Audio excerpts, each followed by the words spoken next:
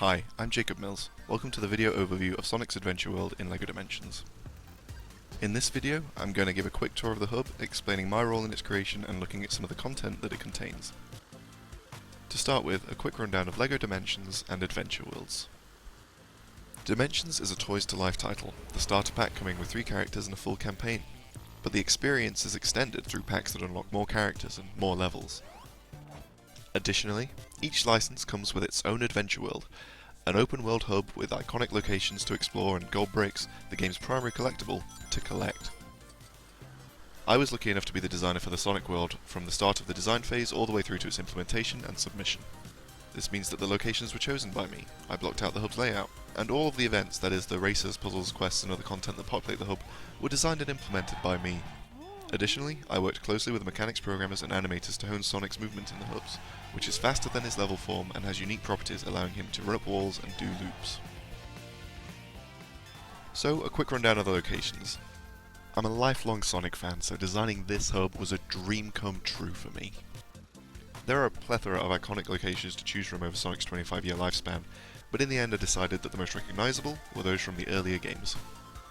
Green Hill Zone, the first level from Sonic 1, is a must-have, as was the iconic Chemical Plant Zone from Sonic 2. I chose Aquatic Ruins from Sonic 2 for the underwater area, to give the hub something different from the pack's level, which features Labyrinth Zone.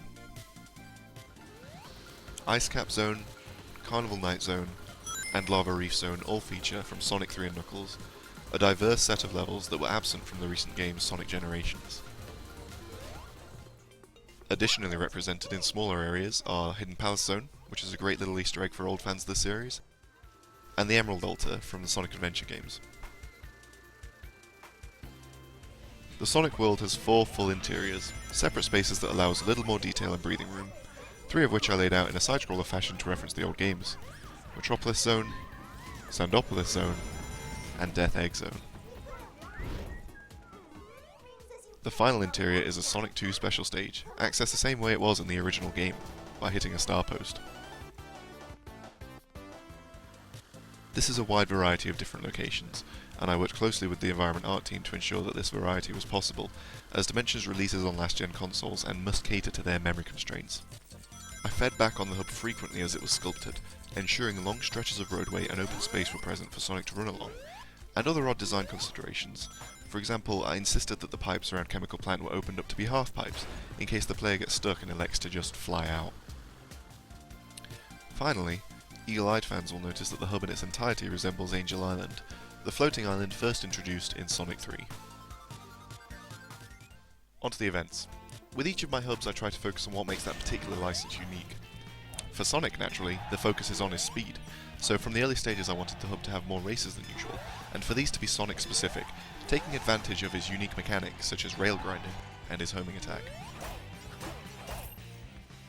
The way his character controls is the most unique in the entire game, and his physics were changing constantly up to release. In fact, his wall running ability wasn't part of the initial design at all, instead prototyped and presented to us by the mechanics coders. Unfortunately, this meant the loops, which I'd planned to make possible using boost pads which propel the player along splines, were now a little too tight to be able to do naturally easily. It was too late for the art to change, but using the boost pad solution seemed very restrictive by comparison, so instead we put special invisible terrain in to help the players complete the loops without flying off, and made the times required for the races much more forgiving.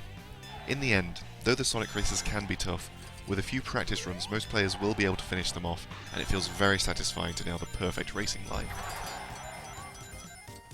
There are 5 Sonic races in total, 4 focusing on a specific area each: Green Hill, Chemical Plant, Carnival Night, and Lava Reef respectively. The final race is unlocked after completing the previous 4, and is a hub-wide tour, tying together elements from each previous race. At this point, having watched videos of people playing in the hub after the pack released, I'd like to note that many players spend their first session just running around and exploring the hub and experimenting with Sonic's speed, ignoring the events completely. This kind of unstructured play can be relatively rare for our older players, so I see this as a great accomplishment and a testament to just how novel, different, and above all fun it is to just run around as Sonic in the adventure worlds. The hub features 6 quests, given to the player by series staples including Tails, Knuckles, Amy, and even Eggman. and a couple of fan favourites, Big the Cat and Shadow the Hedgehog. I wrote the dialogue and designed these quests focusing on each character's origins and unique traits. For Tails, this manifests as a quest that requires a range of abilities to complete, referencing his intelligence and engineering skills. For Knuckles, it's all about proving himself using his fists, while referencing the amazing rap songs which accompanied his levels in the adventure games.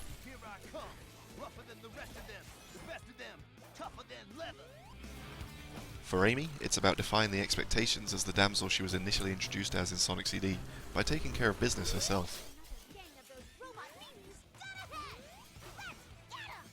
For Eggman, it's of course about catching Sonic, luring him by collecting his favourite food, chili dogs. With Big, we naturally have to help him track down his friend Froggy, who has gone missing once again. And for Shadow, we take a break from brooding and help him achieve his goal of bringing hope to humanity, the surprise motive of his that was revealed at the conclusion of Sonic Adventure 2. Being a LEGO game, we have the privilege of being able to be a little tongue-in-cheek with the material that we're working with, and Sega were very supportive of the direction that we wanted to take. I drew a lot of inspiration from the official Sonic social media pages and their candid treatment of the ups and downs of the beloved franchise. Another example of this is Omochao's inclusion around the hub, giving quote-unquote helpful tips to the player whenever they run into him.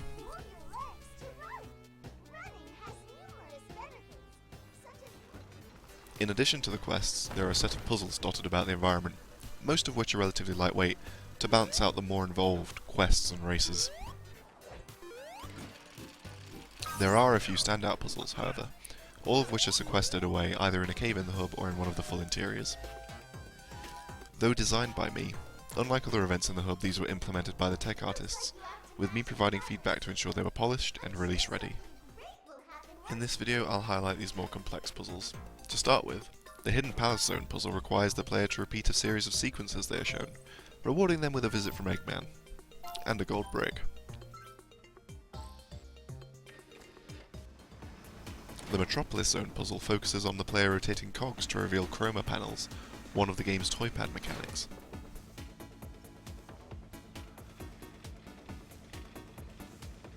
In Sandopolis, the player must use another toy pad mechanic, Shift, to teleport between rooms and use the shifting sands to help them navigate.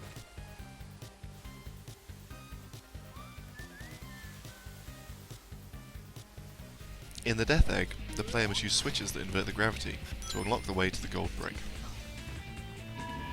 All of these reference their games of origin directly, through the gameplay and the set pieces used.